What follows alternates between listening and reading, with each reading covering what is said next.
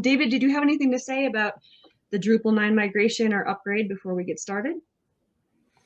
Yeah, so when we started the basics, I'm guessing most likely anybody who tunes into this or any of the videos we might make from it, like, they're gonna know what Drupal is. But for those looky-loos and people just wondering, what Drupal is a content management system, right? So Yeah. it's web software that involves programming code, databases, things like that to put together a website. And it's really a compelling system. It's used in very many of the enterprise level websites out there, whether it's universities, big corporations, but you can even use it for like a smaller website too. If you have like a blog or like a marketing website for your small business, right? It's pretty variable what you can do with it. So it's really powerful. But with great power comes great responsibility. I'm going to borrow that from Spider-Man, right? So it's a software framework, and even if you have like Windows running on your computer, right, Sarah, or maybe you got Mac software, if you're running like a MacBook, that has to be updated. There's security updates or the software Mhm. has new features over time. um, Websites are like that too when they use these platforms like Drupal. There's updates over time. Sometimes there's smaller ones for security stuff, but sometimes they're bigger ones because they're adding a lot new features. It's the next version. So from Windows XP to Windows 2000, Windows 7, nobody ever used that, to Windows 10 or something like that. It's like that. But you just press a button, right, when you're updating Windows, and come back an hour later, and hopefully it didn't crash and kill your Yeah, computer. I was gonna say, like, that doesn't sound too technical. I just press a button and update Windows. Um, Yeah. Thank you, Windows. I'm glad we don't have to do anything too crazy for that. With websites, so yeah, so this is not just like any other plugin upgrade or site upgrade. You cannot just press a button. Can you tell us about that, David, and why? so there's a variety of content management system out there. Half the internet runs on WordPress, right? And a lot of people are familiar with that. WordPress does have some capabilities built in it where you can just press the button, update the plugins, that sort of deal, or upgrade to the next version. That's cool. That's great. Drupal has been working on something like that for a little while because there's tricky things about that.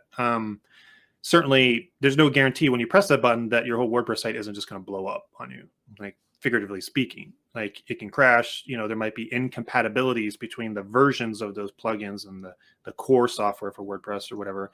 And so you press a button doesn't mean it's going to guarantee you that it's going to be great when you're done with that.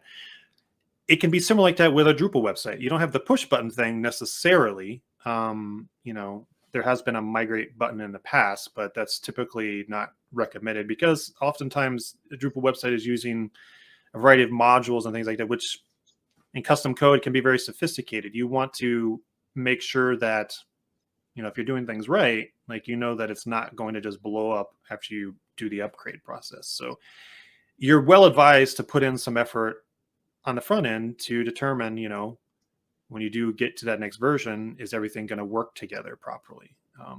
And for some people, for some websites, if your Drupal website is very basic, for lack of a better way to describe it, doesn't use a ton of modules, doesn't have a lot of customized code, yeah, that might actually be a pretty quick process. It may not be too involved, but most organizations using Drupal like to do some customized things with it, something that's tailored to their particular business model and their needs and integrations, things like that, which, that just increases the amount of work you might need to do. So can you just press a button?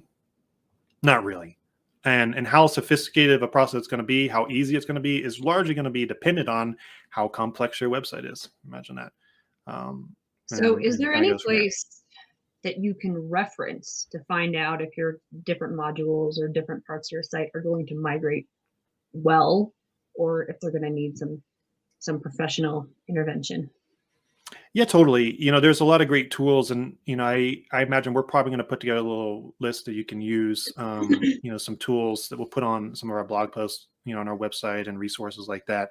But you know, not to get too much into the technical side of things, but there are resources like on Drupal.org, and the API documentation where you can look up for a developer specific methods and functions and things to see if those are deprecated. And that's the term, we might want to circle back even to talk a little bit about, why it proceeds that way, one big version to the next. But essentially, there's things that were part of the Drupal system that you could use before, you no longer can use them.